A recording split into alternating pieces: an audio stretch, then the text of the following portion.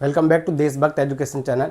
Students, अब हम लोग एक्सरसाइज 7.1 के क्वेश्चन नंबर 5 ऑनवर्ड्स करने वाले हैं। आपको याद होगा लास्ट टाइम पे हमने 1 to 4 किए थे, तो बिना टाइम वेस्ट करें चलो कंटिन्यू करते हैं। एक्सरसाइज 7.1 क्वेश्चन नंबर 5, रे एल। आप देख सकते हैं इसमें ये रे है एल और बाइसेक्टर है वो एंगल ए का, मतलब इसको दो इक्वल पार्ट में डिवाइड कर रही है, ये आपकी L. And B is any point on L. B जो है ये कहीं पे भी आया हुआ है इस पूरी लाइन के अंदर। P B and B Q are the perpendicular. ये दोनों कैसे हैं? परपेंडिकुलर है, मतलब 90 एंगल फॉर्म करते हैं, है ना। From perpendicular from B, B से यहाँ पे 90 और बी से वहाँ से 90 टू द आर्म्स ऑफ ए। हमें शो क्या करना है? ए पी बी और ए क्यू बी, ये दोनों कॉन्ग्रुएंट है, पहला केस। दूसरा, और ये दोनों आपस में कैसे हैं? इक्वल। ठीक है, चलो स्टार्ट करते हैं। स्टार्ट में मेरे पास इंफॉर्मेशन वही लिखेंगे, रे L is the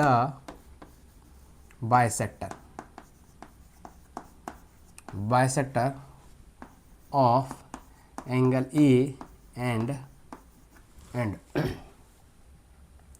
B is any point on L।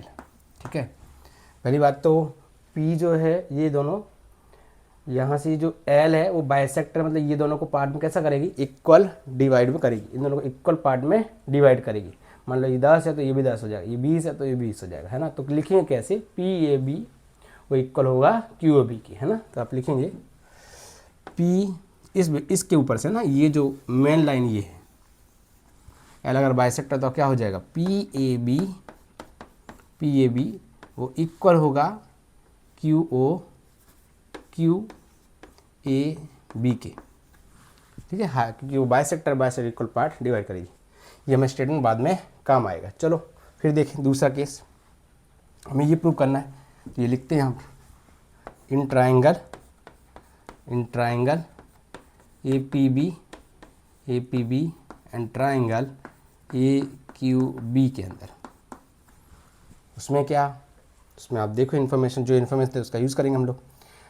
हम देखेंगे एंगल, अभी हमने प्रूव किया कि PAB वो इक्वल होगा एंगल QAB, पहले ही प्रूव कर चुके हैं, तो अब लिख देंगे। ये हमने पहले ही बताया हुआ है, क्या रीज़न लिखने की ज़रूरत नहीं। इसको ये हमारे लिए क्या आ गया? एंगल, है ना। दूसरा, इसमें ये देखो BP and BQ are the perpendicular लिखा हुआ है, तो आप क्या लिख सकते हैं? BP angle BPA। रुको, यहाँ से स्टार्ट करते हैं, क्योंकि हमने पहला स्टार्ट हमने APB से किया है, APB। तो इस बार यहाँ 90 शो करना है, तो आप लिख सकते हैं BPA या फिर APB। तो मैं क्या कर रहा हूँ? APB लिख देता हूँ, APB वो इक्वल हो जाएगा AQB। रीज़न में क्या लिखोगे? रीज़न में लिखोगे कि परपेंडिकुलर है ना, परपेंडिकुलर है, P से P परपेंडिकुलर है ऑन B, परपेंडिकुलर। यहाँ पे दिया हो ना BP and BQ are the perpendicular, तो परपेंडिकुलर गिवन है ना, गिवन में है, दिया हुआ है। अब एक साइड हमें इक्वल चाहिए। ध्यान से देखो, जब आप APB बोले और फिर आप AQB बोले, तो उसमें ABAB कॉमन है। फिर से APB और AQB, इसमें आप देखो जब मैं ट्रायंगल कंप्लीट कर रहा हूँगा तो ABAB 2 बार आएगा। जब नीचे से बोल रहा हूँ तब एक ट्रायंगल कंप्लीट हो रहा है, ऊपर से बोल रहा हूँ AQB तब भी एक ट्रायंगल कंप्लीट हो रहा है। तो उसमें ABAB दोनों के अंदर आया हुआ है, तो आप क्या लिखेंगी? ABAB common, ABAB common, ABAB क्या हो गया? कॉमन हो गया। तो ये किसको रिप्रेजेंट कर रहा है? ये एंगल को आपको रिप्रेजेंट कर रहा था, और अब ये साइड को। तो हम लोग क्या लिख सकते हैं इन तीनों के बेस पे? ट्राइंगल APB वो कॉन्ग्रुएंट है ट्राइंगल AQB। रीज़न में आप लिखेंगे angle side congruence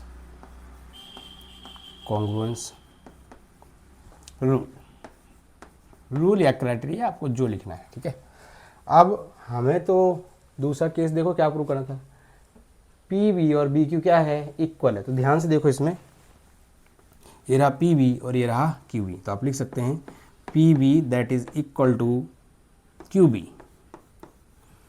what the reason, reason is that CPCT, CPCT, this is the reason. That much only you have to prove. This is the first case we have proved, or this is the second case we have proved, and now it's been complete.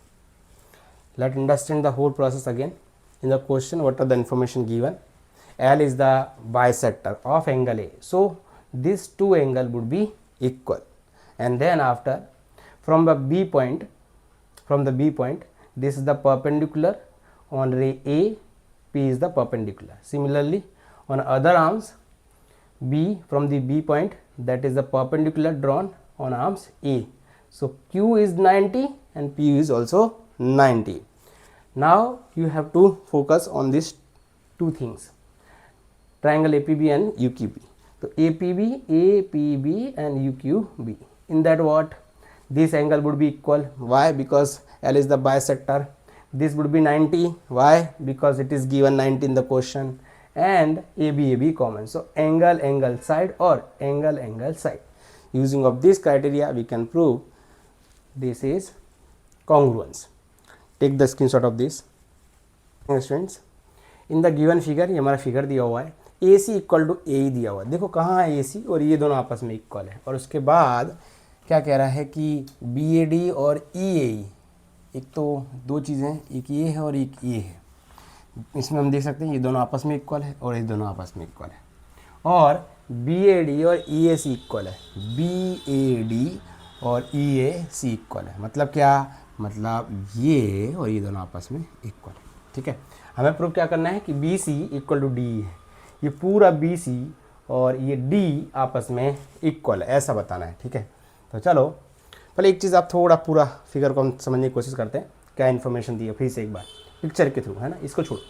तो ये दोनों आपस में equal है, तो हम देख रहे हैं ऐसा एक ट्रायंगल बन रहा है। उसके बाद EAC, उसमें ये दोनों आपस में इक्वल है, तो हम देख रहे हैं कि ये एक ट्रायंगल ये बन रहा है EAC, जिसमें ये दोनों आपस में इक्वल है और ये एंगल भी इक्वल है। मतलब जो, लेकिन अगर देखें आप, ये बीच में एक गैप रह जा रहा है, कौन सा वाला, ये वाला, कौन सा वाला, CAD वाला। तो अगर हमें CAD दोनों में ऐड करूँगा क्वेश्चन में, तो हम दो ट्राइंगल बना पाएंगे। अगर CAD, फिर से एक बार, BAD हम इसकी बात कर रहे हैं, किसकी, ये वाला हिस्से की, ये वाला हिस्सा, एक ट्राइंगल हमारे पास ये है। दूसरा हमारे पास ट्राइंगल ये है, ऐसा।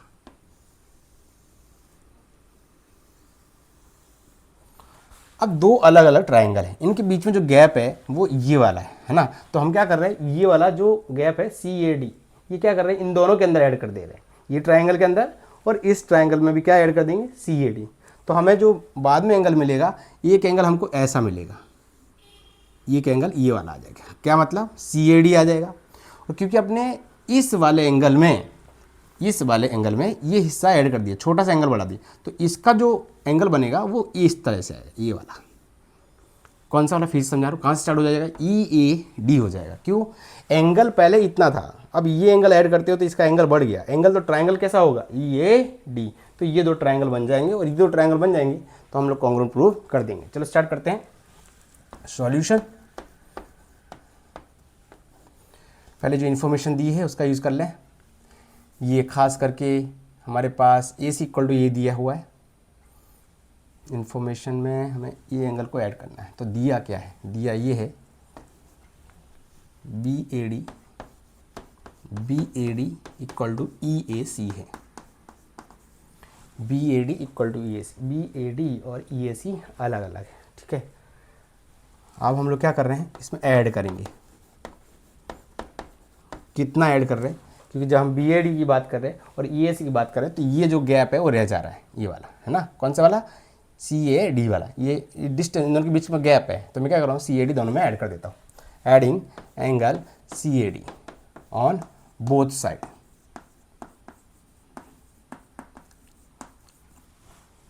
जैसे ही ऐड करेंगे तो क्या हो जाएगा, BAD plus angle B A D angle C A D, और वहाँ पे E A C plus angle C A D.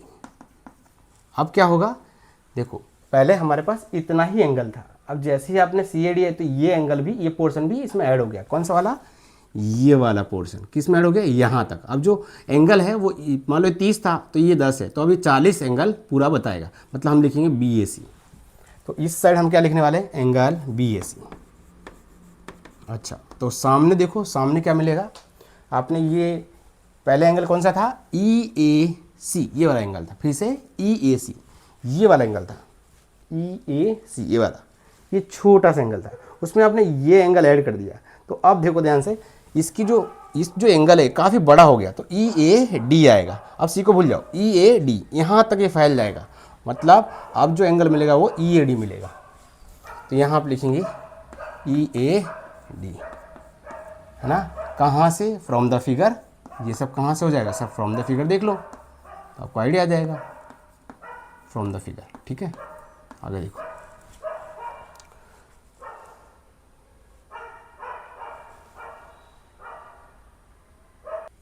तो हम देखा बी ए डी और सी ए डी को ऐड करेंगे तो बी ए डी और सी डी, तो ये पूरा एंगल बना रहे हैं, मतलब बी ए सी आएगा। वहीं पे आप ई ए सी के अंदर सी ए डी हिस्सा ऐड कर देंगे तो आपको ये पूरा यहाँ तक मिल जाएगा। ठीक है, अब उसके बाद वाला केस देखिए, हम क्या लिख, इस दोनों हो गया तो ये हमारे बाद में काम आएगा। अब हम लिखते हैं इन ट्राइंगल, दो ट्राइंगल लेंगे, इन ट्राइंगल बी ए सी ले लो, एक B A C, and triangle, दूसरा ट्राइंगल लेंगे ई ए डी।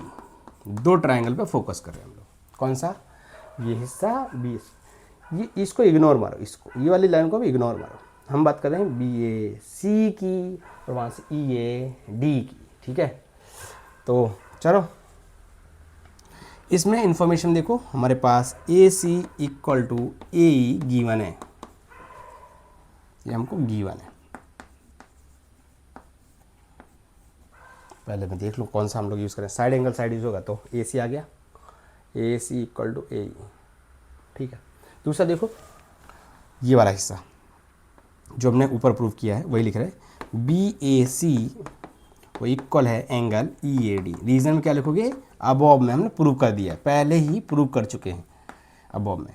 और ये हमारा जो रिप्रेजेंट कर रहा था वो साइड को रिप्रेजेंट कर रहा था, और ये जो रिप्रेजेंट कर रहा है वो एंगल को। अब हमें एक साइड चाहिए, तो ए सी इक्वल टू, एक बार फिर से देखो, ए सी ये रहा, ये दोनों आपस में इक्वल हो गया। ठीक है, अब उसके बाद ए बी और ए डी भी दिया हुआ है। देखो इधर आओ, ए बी और ए डी कैसा है, इक्वल है। ए बी और ए डी कैसा है, ए बी और ए डी इक्वल है।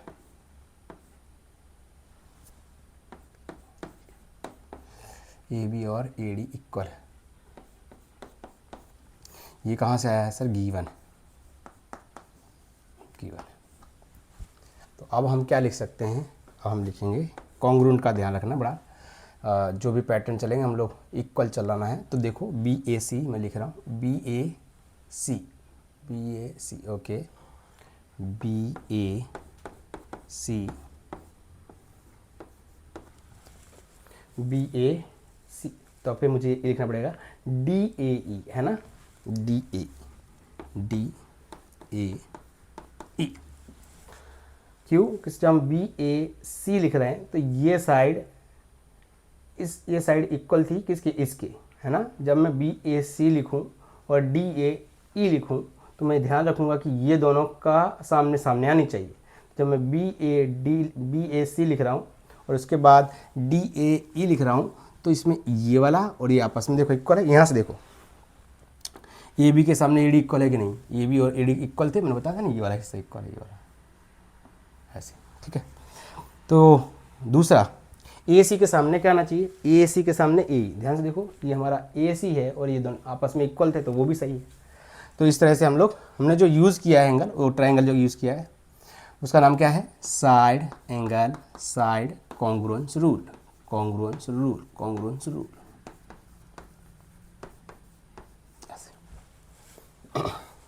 और इसके बेस पे हम क्या लिख सकते हैं, जो हमें लास्ट वाला चाहिए क्या, कि बी सी के सामने क्या है, डी है, बी सी के सामने क्या है, डी है, रीजन में क्या लिखेंगे, C P C T, C P C T ऐसे, ठीक है। तो ये हमारा फर्स्ट रिजल्ट था, शायद रिजल्ट तो यही है, यही रिजल्ट हमें प्रूव करना था। और ये हमारा फाइनल है। नाउ आप एक स्क्रीनशॉट ले लें। देखो ये नया क्वेश्चन है, question number 7। A B is a line segment, यहाँ से लेके वहाँ तक लाइन सेगमेंट है।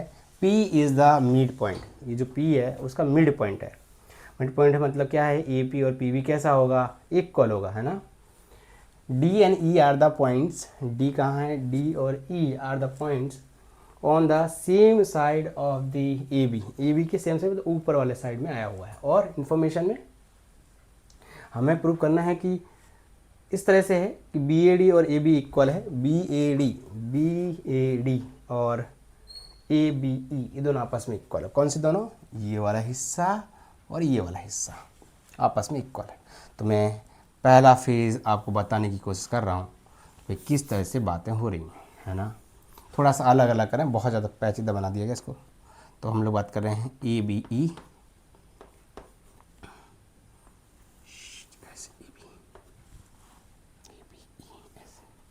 कनेक्ट तो नहीं किया है स्टार को, ए बी, और दूसरा ए बी ए और बी ए डी, एक ट्रायंगल ऐसे जा रहे हैं।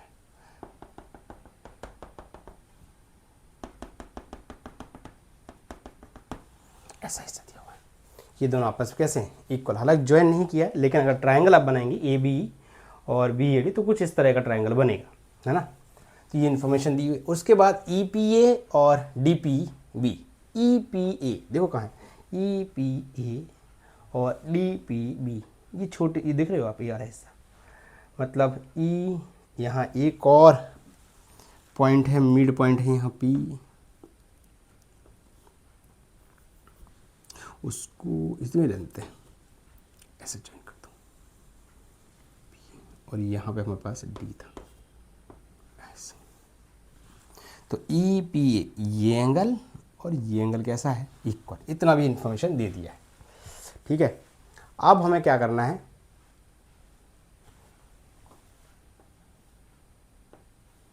ए बी ए दिया था सर, उसके बाद डी ए बी ए और बी ए डी ये वाला इक्वल, ये दोनों आपस में इक्वल थे। हाँ, बड़ा क्वेश्चन ज़बरदस्त दिखता है भाई देखने में, शक्ल तो देखो इसकी यार, दिमाग ख़राब कर देगा आपका। चलो धीमे धीमे से, हल्के हल्के से करेंगे, बहुत ही धीमे धीमे से, एकदम स्लोली स्टार्ट करते हैं। A B is line segment दिख रहा है हमको, P is the mid point है, ठीक है सर, वो भी समझ में आ रहा है। डी और ई आर द पॉइंट्स हैं एक ही साइड के, यहाँ से स्टार्ट करो। एंगल क्या दिया है हमको, B A D equal to B A ए दिया हुआ है। बाद में और अभी, बाद एरा, अभी ए बी ई ऐसे, अभी ये दिया।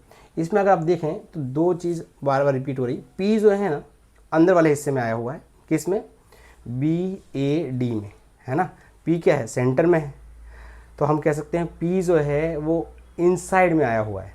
और इसमें भी देखो ना, दूसरा वाला देखो, अभी ए बी ई, तो पी से स्टार्ट करें अगर उसको हम लोग, तो हम लिख सकते हैं पी ए डी, और वहाँ पे हम क्या लिख सकते हैं, पी बी।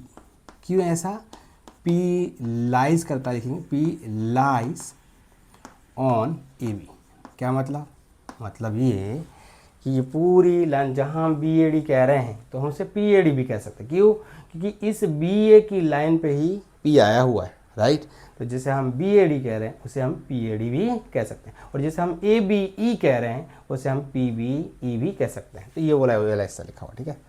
अब इंफॉर्मेशन देखा नेक्स्ट, ये देखो ध्यान से, ई पी ए गिवन है, लिखो E P A equal to D P B, ये हमारे क्वेश्चन में ही गिवन दिया है हमको, ठीक है। देखो उसके अंदर ई पी ए कहाँ है, तो इस साइड का हिस्सा और उस साइड का हिस्सा कैसे याद रखोगे, ये देखो, एक ऐसा बन रहा है, ऐसा है एक, और एक ऐसा है, ऐसा और उसमें आप क्या ऐड करेंगे, ई पी डी। ये कुछ इस तरह से है। ये तो और मैंने बनाया लेकिन इतना कॉम्प्लिकेटेड बन गया, ये तो और ही कन्फ्यूज़न हमें क्रिएट करता है। अब चलो इतना, जो दूसरी बार जो केस कहा है मैंने कह रहा हूँ आपको, वो वाला देख रहे थे। हाँ, यहाँ हमारे पास P आया हुआ है, यहाँ हमारे पास A आया हुआ है, यहाँ हमारे पास B आया हुआ है। और अब इन्होंने EPA की बात की है और उसमें DPB की बात की है। यहाँ E है, यहाँ A है और यहाँ D है। तो ये एंगल की बात की थी, ये दोनों गिवन है। तो अगर मैं APD क्या करूँ, ज्वाइन करूँ, ये दोनों तो आपस में इक्वल थे, उसमें मैं हिस्सा कितना ऐड कर रहा हूँ, EPD। तो जो एंगल यहाँ था वो एंगल कहाँ तक पहुँच जाएगा, यहाँ तक। मतलब बाद में मैं इसको APD लिख पाऊँगा, APD लिख सकता हूँ ऐसा। देखो ऐड करो इसमें, एडिंग, कौन सा एंगल ऐड कर रहे हैं हम लोग, तो EPD ऑन बोथ साइड, दोनों साइड, ऑन बोथ साइड, दोनों साइड। देखो लिखो यहाँ पे EPE लिखो प्लस EPE लिखते हैं प्लस EPD लिखेंगे सर, ओके। यहाँ DPB लिखोगे आप और आप लिखेंगे EPD। तो मेन काम क्या हो रहा है, ये जो एंगल है वो बढ़ जा रहा है ना। देखो EPA, देखो EPA, उसमें आप अगर EPD कर देंगे तो ये जो एंगल ऐसा हो जाएगा। ये पहले इतना था एंगल, अब ये एंगल कितना हो गया, इतना। मतलब आप बोलेंगे अब APD, यहाँ पे लिखेंगे आप APD, क्या लिखेंगे, APD। और सामने देख लो आप, क्योंकि पहले एंगल कितना था, DPB या फिर BAD, उसमें आपने इतना EPD एंगल लगाया, तो अब जो एंगल हो गया वो इतना हो गया है ना। तो अब जो आप लिखेंगे वहाँ आप लिखेंगे EPB। लेकिन ध्यान रखना है क्या, यहाँ हमने शुरू से लिखा है AP लिखा, तो यहाँ से फिर अब BPE हो जाएगा, BPE। ऐसा कैसे हुआ, from the figure, from the figure, from the figure, ठीक है।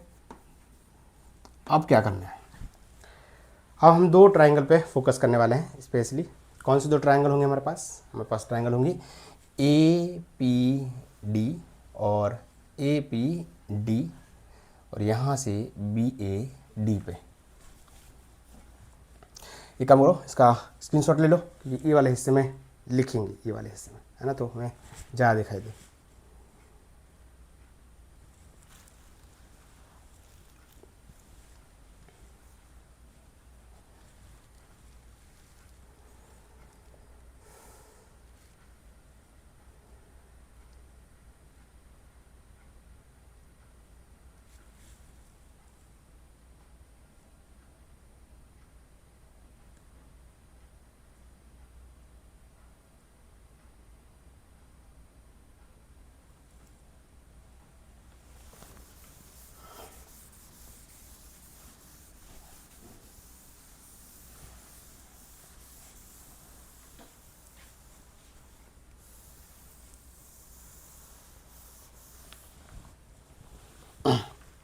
जैसे मैंने आपको कहा है, हम दो ट्रायंगल पर फोकस कर रहे हैं, यहाँ लिखेंगे in triangle APD and triangle APD और ट्रायंगल BPE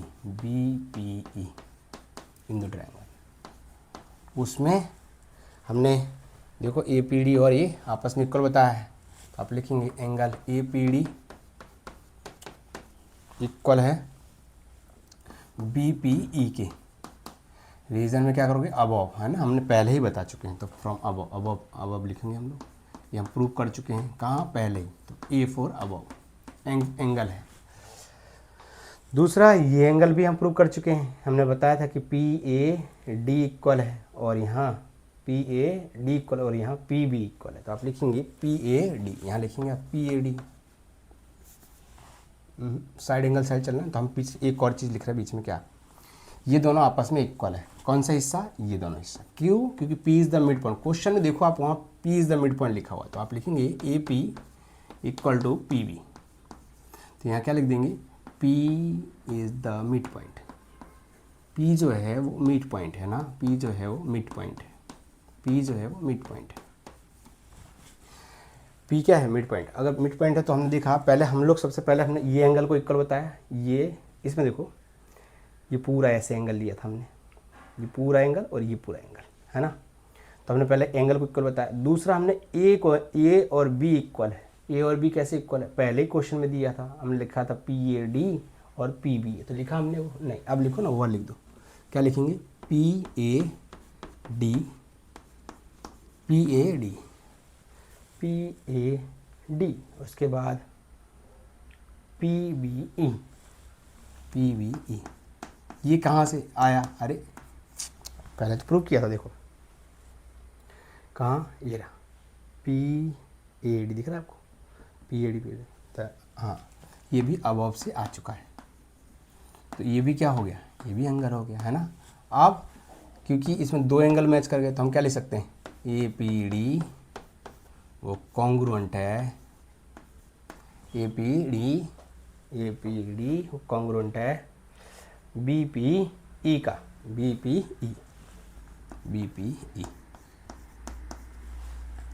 रीजन में क्या लिखेंगे? एंगल साइड एंगल्स रूल, है ना, यहाँ तक है। ये हिस्सा मिटा दो, सब कोई काम का नहीं है। ये वाला हिस्सा, कौन सा वाला हिस्सा मिटाना? ये वाला हिस्सा मिटा। अब कुछ बाकी रह गया, क्या प्रूव करना था क्वेश्चन में?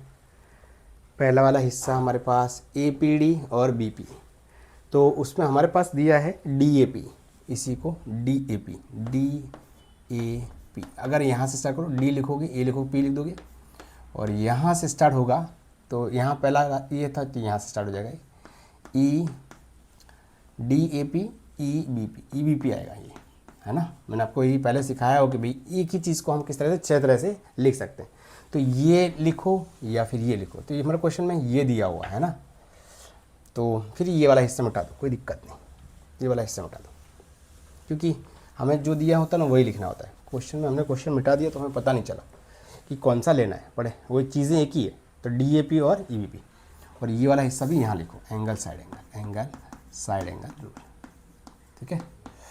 अब दूसरा एक और था, क्या प्रूव करना है उसके अंदर? AD इक्वल टू B, देखो AD इक्वल टू EB, तो हो ही जाएगा AD equal to EB। Reason में क्या लिखोगे? CPCT, है ना, CPCT।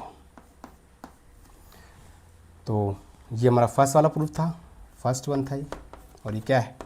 सेकंड वाला है, ठीक है। चलो लिख दो, स्क्रीनशॉट ले लो। और स्टूडेंट्स फटाफट इसका स्टूडेंट लेके आज वाइंड अप यहीं करने वाला है, ठीक है। तो मिलते हैं नेक्स्ट लेसन में। जय हिंद, जय भारत।